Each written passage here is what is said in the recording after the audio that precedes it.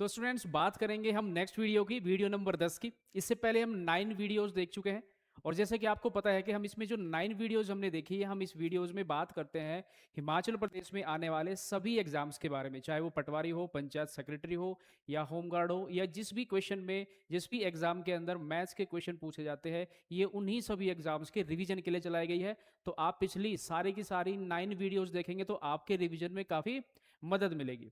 तो चलिए शुरू करते हैं और मैं आपसे फिर से कहूंगा क्वेश्चन पहले खुद करने की कोशिश करना, कोई भी डाउट होगा तो आप कमेंट बॉक्स में पूछ सकते हैं, मैं वहां पे आपको रिप्लाई करूंगा। तो शुरू करते हैं आज की वीडियो, हमारी वीडियो नंबर 10। तो सबसे पहला क्वेश्चन जो हमारा होगा, सबसे पहला क्वेश्चन है वीडियो नंबर 10 का, ये है एवरेज का क्वेश्चन है। आई होप आप एवरेज के बारे में आपको आइडिया होगा, पहले पढ़ चुके होंगे। If the average of two numbers is 12 and the product of the same two numbers is 119, तो उन दोनों के बीच में अंतर कितना होगा। दो संख्याओं का औसत कैसे निकालते हैं। मान लेते भी दो संख्या मैंने ए और बी ले ली, तो ए और बी दो संख्याओं का जब आप एवरेज निकालेंगे तो ऐसे निकलेगा। जब भी एवरेज कैसे निकलता है, जितने भी आपके पास नंबर्स हैं उनको जोड़ के जितने भी नंबर्स हैं उनसे डिवाइड किया जाता है तो एवरेज आता है। एवरेज का फॉर्मूला होता है कि एवरेज इक्वल टू होता है total sum divide by total numbers, या फिर आपको टोटल लिखना है कि भाई sum of all observations divide by total numbers. तो यहाँ पे अगर मुझे कहा गया कि दो मेरे पास नंबर है, उनका एवरेज 12 है, तो मैंने उनका एवरेज 12 कर दिया। इस दो को इधर मल्टीप्लाई करूंगा तो यहाँ से मुझे पता चला कि a प्लस बी का जो सम होना चाहिए 12 दूनी 24 रहना चाहिए। मुझे दो नंबर्स का सम पता चल गया है यहाँ से। तो मैंने आपको वैसे ही बताया है, जब भी आपको नंबर दिए हो, उनका एवरेज दिए हो, तो आप उनका टोटल सम निकाल सकते हो। आगे कहा कि उन्हीं की अगर मैं गुणनफल करता हूं, अगर मैं उन्हीं नंबर की मल्टीप्लाई करता हूं, यानी कि ए और बी की मल्टीप्लाई होकर के आता है 119 119। तो based on these two information, अगर इन्हीं दो इंफॉर्मेशन पे आपको क्वेश्चन सोल्व करना हो, या तो आप इसको इक्वेशन बना करके सोल्व कर लीजिए, या फिर थोड़ा सा सोचिए, ध्यान से सोचिए कि ऐसे दो नंबर जिनका सम 24 होता हो, जिनकी मल्टीप्लाई 119 होता हो, ऐसे करने से भी बहुत सारे क्वेश्चंस आपके आसानी से हो जाएंगे। थोड़ा सा पहाड़े अगर आप याद करेंगे, आप देखेंगे 17 गुना 7 119 होता है, और 17 और 7 जुड़ करके भी 24 होता है। इसका मतलब हमें पहले वाला नंबर तो 17 मिल गया है और दूसरे वाला नंबर हमें 7 मिल गया है। क्वेश्चन में कहा है कि उनका अंतर बताइए, तो 17 और 7 का अंतर ऑप्शन नंबर सी यानी कि 10 हो जाएगा। इक्वेशन बनाने से अच्छा है थोड़ा सा ध्यान से देखेंगे, दो नंबर का सम 24 होना चाहिए, उनकी मल्टीप्लाई 119 होनी चाहिए, तो 17 गुना 7 हो जाएगा। ठीक है जी। तो चलिए क्वेश्चन नंबर 2 की तरफ चलते हैं। क्वेश्चन नंबर 2 में कहा गया है, किसी महाविद्यालय में किसी महाविद्यालय में यदि 15% लड़कों की संख्या, जितने भी बॉयज है, अगर उनका 15% लड़कियों की एक तिहाई संख्या के बराबर है, यानी कि इसने कहा है कि जितने भी बॉयज है, बॉयज का मतलब मैंने बी मान लिया, जितनी भी संख्या बॉयज की है उसका 15%, इसका 15% इक्वल है जितनी भी गर्ल्स हैं उनके एक तिहाई के। एक तिहाई का मतलब होता है 1/3। जितने भी लड़के हैं उनका 15% बराबर है गर्ल्स का 1/3। आप मुझे बता सकते हैं कि देखो ऐसे तो आंसर नहीं आएगा कि ये प्रतिशत में है और ये फ्रैक्शन में है, तो आप इसको क्या करो, इसको फ्रैक्शन में लेके आ जाओ। तो इसका मतलब होगा b इंटू 15% का फ्रैक्शन होता है 15/100, 5 से काटेंगे तो 3/20 आ जाएगा। तो यहाँ पे मैं लिखूंगा 3/20 इक्वल टू है गर्ल्स का 1/3 के, है कि नहीं। तो क्या करेंगे भाई, इसकी मल्टीप्लाई उधर कर देंगे, इसकी मल्टीप्लाई इधर कर देंगे। तो आप यहाँ पे देखेंगे 3 में 3 की मल्टीप्लाई होकर के इसको मैं 9b इक्वल लिखूंगा किसके, 20g के। ये हो जाएगा 9 गुना बी, 3 में 3 की मल्टीप्लाई, 20 में 1 की मल्टीप्लाई। और आपको पता है जब इक्वेशन बेस्ड क्वेश्चन हमने किए थे परसेंटेज के अंदर, जब भी ऐसे वैल्यू लिखी हो मल्टीप्लाई के अंदर, तो यहाँ से आपको याद होना चाहिए कि भाई ये वाली जो वैल्यू थी, बी की वैल्यू ये वाली होती है और जी की वैल्यू ये वाली वैल्यू होती है, यानी कि बॉयज और गर्ल्स का जो रेशो आएगा वो आएगा 20:9। और इतना सा इक्वेशन था 20:9, ऑप्शन नंबर ए इसका सही आंसर हो जाएगा। ऑप्शन नंबर ए इसका सही आंसर हो जाएगा। मैंने क्या किया, पहले वैल्यू लिखी क्रॉस मल्टीप्लाई करके, और ऐसे ही फ्रैक्शन से भी कर सकते हो। देखो फ्रैक्शन से कैसे कर सकते हैं, फ्रैक्शन से ऐसे कर सकते हैं कि बी को तो मैंने यहीं पर ही रखा, बी को इधर ही रखा, जी को इधर भेज दिया, तो जी इधर आ जाएगा। अब ये वाला फ्रैक्शन यहीं पर ही रहेगा और ये वाला फ्रैक्शन नीचे आ जाएगा, यानी कि 3/20 के। जब फ्रैक्शन के नीचे फ्रैक्शन होता है, मैं बहुत बार वीडियोस में भी और क्लास में भी हमेशा बताता हूँ, ये बहुत हेल्पफुल रहता है। ये सबसे ऊपर जाता है और ये बीच में जाता है, तो 20 गुणा 1 ये 20 हो जाएगा, और 3 गुणा 3 9 हो जाएगा। तो बॉयज़ और गर्ल्स को फ्रैक्शन में आप 20:9 भी लिख सकते हैं, तो सेम आंसर आएगा, आप कैसे भी कर सकते हैं। तो चलिए करते हैं क्वेश्चन नंबर 3 को। क्वेश्चन नंबर 3 में क्या है देखते हैं। चैप्टर है, रेशो का ही है। दो संख्याओं का अनुपात 2:3 है। जब इन संख्याओं में 4 जोड़ा जाता है तो इनका अनुपात 7:10 हो जाता है। करने के इसके दुनिया भर के तरीके हो सकते हैं, एक्स मान करके, वाई मान करके। तो मैं आपको बताता हूं कि करना कैसे है। आपने देखा शुरू में हमारे पास एक रेशो था जो था 2:3। अगर दोनों में 4 ऐड कर दिया जाए तो नया रेशो बन जाता है 7:10। नया रेशो बन जाता है कितना, 7:10 बन जाता है।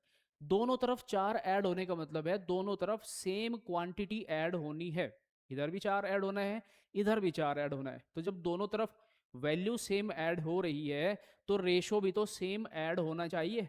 तो आप देखेंगे 2 से 7 हुआ है, इधर तो 5 ऐड हुआ है, और इधर 3 से 10 होने का मतलब इधर 7 ऐड हुआ है। रेशो में तो गड़बड़ है।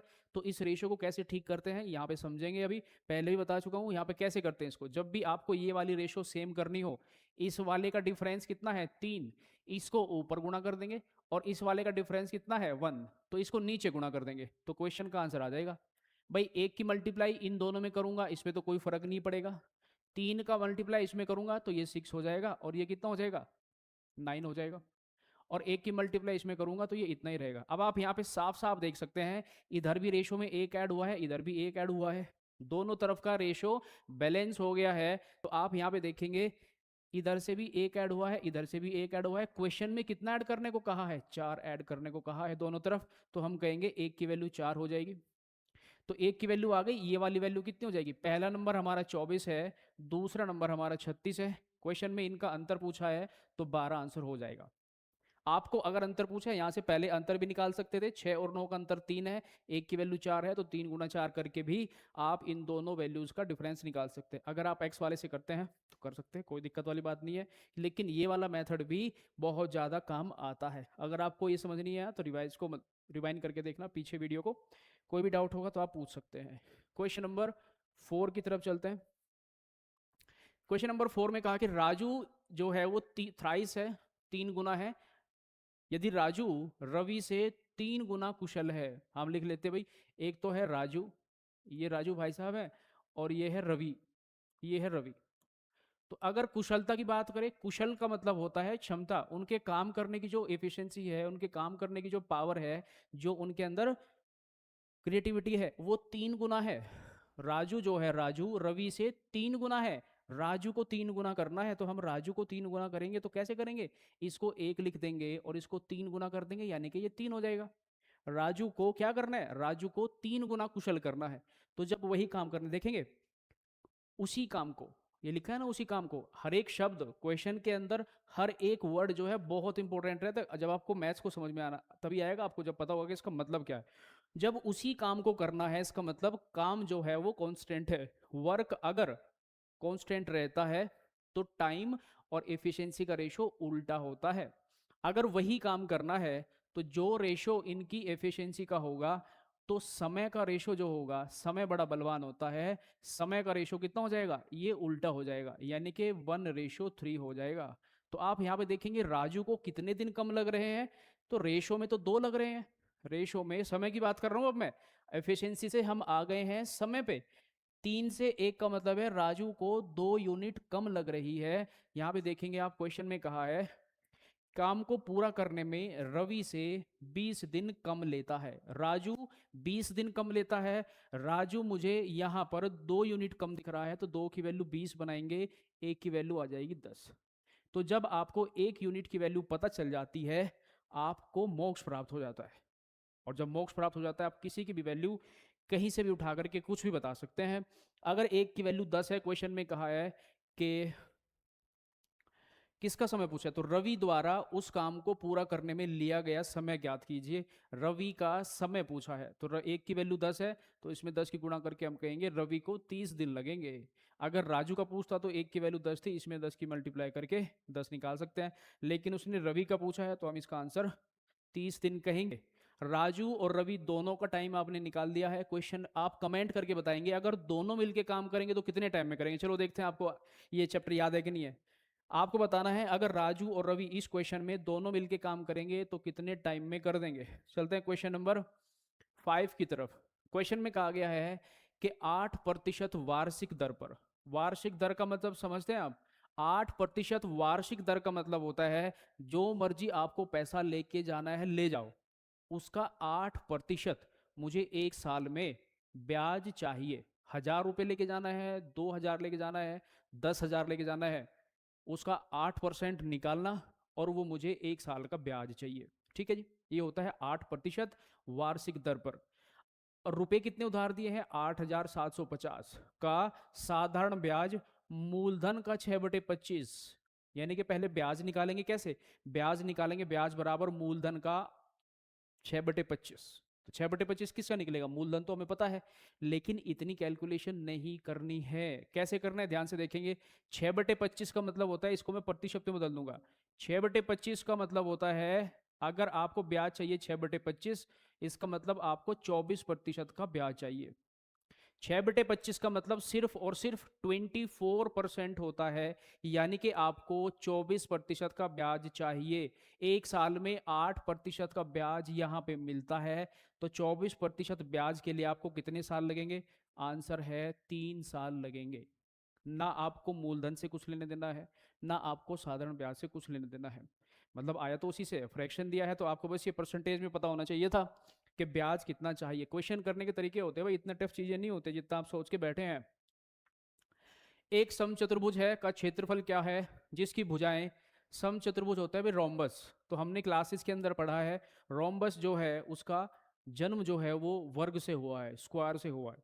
ठीक है, तो पहले मैं आपको थोड़ी सी चीजें बता दूं कि कोई भी अगर रोम्बस है तो उसकी कुछ प्रॉपर्टीज होती है। यहाँ पे हम देखेंगे इसको, ये रोम्बस मैंने बनाया, तो रोम्बस वर्ग से बनता है, तो इसकी चारों की चारों साइड्स इक्वल होती है। सबसे पहली बात कि सभी साइड्स इक्वल होती है भाई, सभी साइड्स क्या होती है, इक्वल होती है। ठीक है, सेकंड थिंग क्या होती, इसके जो डायगोनल है जिसको विकर्ण बोलते हैं, विकर्ण, विकर्ण से ही इसका एरिया निकल के आता है, बहुत ज्यादा इंपॉर्टेंट है।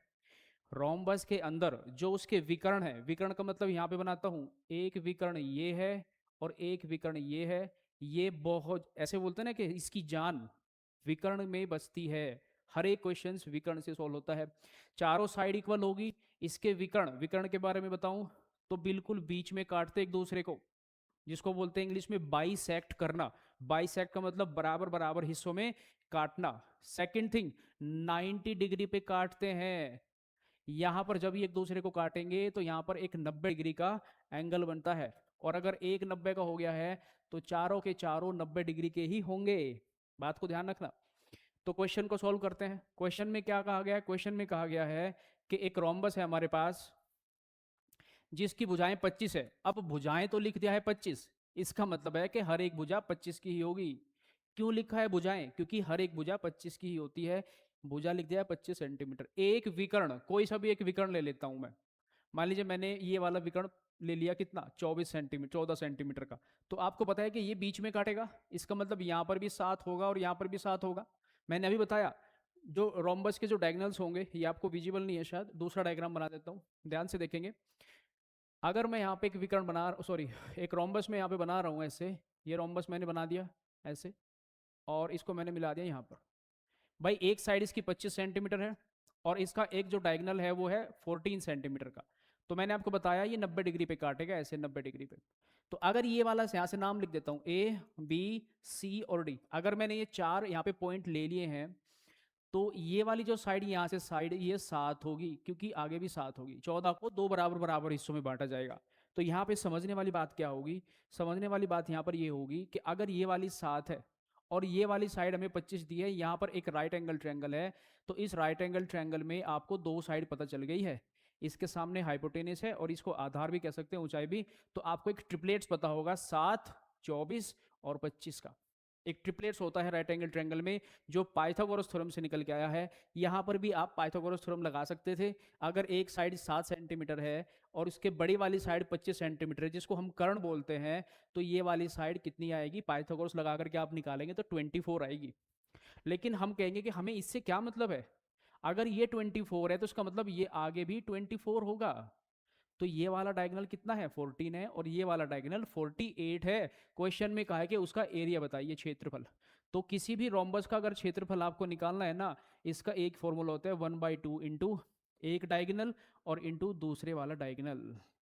1/2 इंटू D1 इंटू D2 किसी भी रोम्बस का एरिया निकालते हैं इसी फॉर्मूले से।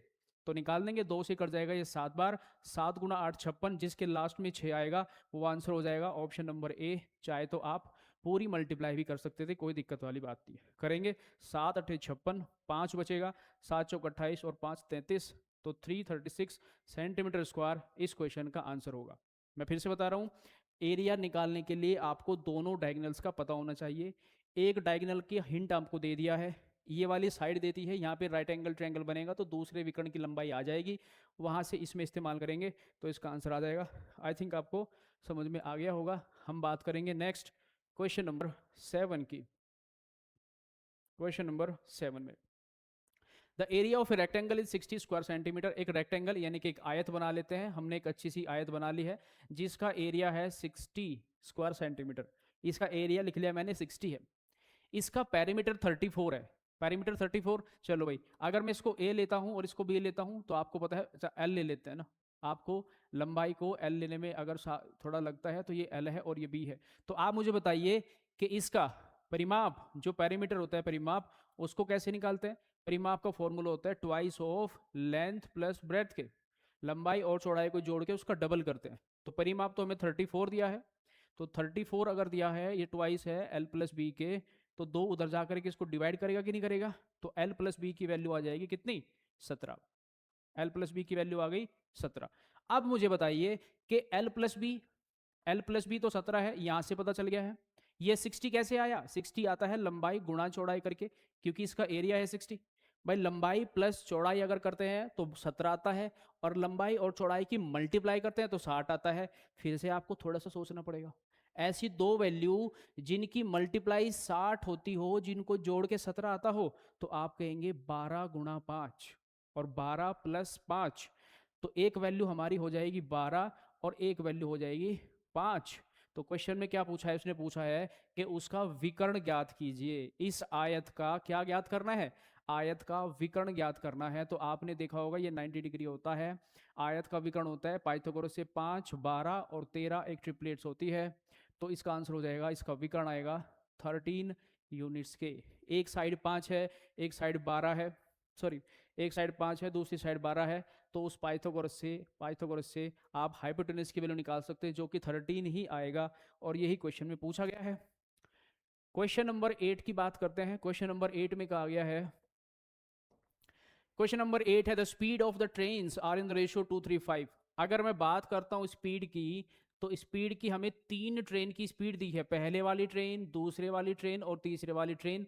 अगर इनकी स्पीड का रेशो 2:3:5 है, ध्यान से देखेंगे, 3 ट्रेनों की गति का अनुपात है ये स्पीड का रेशो है, ये स्पीड का। तो इसने पूछा है कि समान दूरी, फिर से मैंने क्या समझाया आपको, समान दूरी बोलने का मतलब यही है कि क्वेश्चन के अंदर डिस्टेंस कांस्टेंट है, और जब क्वेश्चन में डिस्टेंस कांस्टेंट होती है तो स्पीड का जो भी रेशो होगा, जो भी स्पीड का रेशो होगा, टाइम का रेशो उसका उल्टा होता है। और इसका उल्टा करने का मतलब ये नहीं कि इधर उधर फेंक देंगे इसको, इसका उल्टा हो जाएगा 1/2, इसका उल्टा होगा 1/3 और 1/5।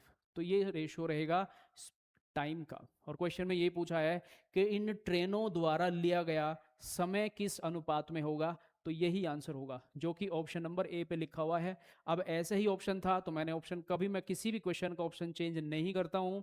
अगर ऐसा ऑप्शन लिखा है तो ये भी आपका ऑप्शन हो सकता था, या फिर हमने रेशो में दिखा है कि हमेशा हम फ्रैक्शन को हटा के लिखते हैं अनुपात में, तो इसको हटा करके जब आप देखेंगे इसको हम 30 से मल्टीप्लाई कर देंगे, क्योंकि रेशो का रूल होता है कि आप किसी से भी मल्टीप्लाई कर सकते हो। जब मैं इसको 30 से गुणा करूंगा तो इसका अनुपात 15:10:6। तो ऑप्शन में ये वाली वैल्यू भी हो सकती है, चाहे ऑप्शन में ये होता हम इस पर भी टिक कर सकते थे, ये है तो इस पर टिक कर देंगे, कोई दिक्कत वाली बात नहीं होगी। I think so. Question number 9 पे हम चलते हैं। इसने कहा कि एक संख्या को पहले 20% घटाया जाता है, फिर 15% बढ़ाया जाता है, इस प्रकार जो प्राप्त नई संख्या है वो मूल संख्या से 64 कम आई है। प्राप्त संख्या होती है जो नई संख्या आई है, और मूल संख्या होती है ओरिजिनल नंबर जहां से वो संख्या शुरू हुई थी। तो जब भी किसी भी एक संख्या को लगातार बढ़ाया जाए या घटाया जाए तो वहां पे हम एक मेथड लगाते हैं जिसको बोलते हैं सक्सेसिव मेथड। और भी कई सारे तरीके हो सकते हैं। 20% से अगर किसी वैल्यू को घटाया जाता है, इसका मतलब होता है 1/5 से घटाना, यानी कि वैल्यू 5 से घट करके 4 रह जाएगी। 15% से बढ़ाया जाता है, 15% की वैल्यू आपको पता होनी चाहिए, जो कि होती है, अभी थोड़ी देर पहले हमने किया भी था, कि 3/20 से इसको बढ़ाया जाता है, सॉरी बढ़ाया जाता है, तो हम इसको बढ़ा देंगे। तो ये कितना हो जाएगा, ये हो जाएगा 20 से हो जाएगा 23। अब की बार बढ़ेगा 3 से, अब मल्टीप्लाई कर देंगे। मल्टीप्लाई करने का मतलब 20 गुना, अच्छा ऐसे भी कर सकते हैं आप, देखो 4 से कट जाएगा ये कितनी बार, 5 बार, तो इधर 1 बचेगा, इधर 5, 5 गुना 5 25, 23 गुना 1 23। ये है प्राप्त संख्या। भाई ये प्राप्त संख्या, ये बाद में आई है, और ये होती है मूल संख्या जो स्टार्टिंग में थी। तो क्वेश्चन में कहा है कि प्राप्त संख्या मूल संख्या से 64 कम आई है। हमने देखा यहाँ पे कितनी कम आई है, आप देखेंगे 2, लेकिन इसकी वैल्यू तो क्वेश्चन में 64 दी है, तो एक यूनिट की वैल्यू होगी 64 डिवाइड बाई 2, यानी कि 32। और एक यूनिट की वैल्यू अगर आपको प्राप्त हो गई, इसका मतलब आपने मोक्ष प्राप्त कर लिया है। एक की वैल्यू 32 है, इसने पूछा है कि मूल संख्या ज्ञात कीजिए। मूल संख्या है ये वाली, तो हम क्या कर देंगे, 25 की गुणा कर देंगे 32 में, तो इसकी मूल संख्या आ जाएगी 25 में मल्टीप्लाई होगी 32 की, 25 से 75 और 50 800 आ जाएगा। यानी कि संख्या हमारी कितनी है, 800 वो संख्या थी हमारी। और भी तरीके हो सकते हैं इसको करने के, अगर आपको आता है तो आप जरूर बताइएंगे कि इसको ऐसे कर सकते हैं, और आपके पास क्या इसको करने के ऑप्शंस हो सकते हैं। अभी हम बात करेंगे क्वेश्चन नंबर 10 की। क्वेश्चन नंबर 10 में कहा गया है, वह सबसे छोटी संख्या ज्ञात कीजिए जिसे 9, 8, 10 और 12 से भाग देने पर प्रत्येक स्थिति में 3 शेष बचे।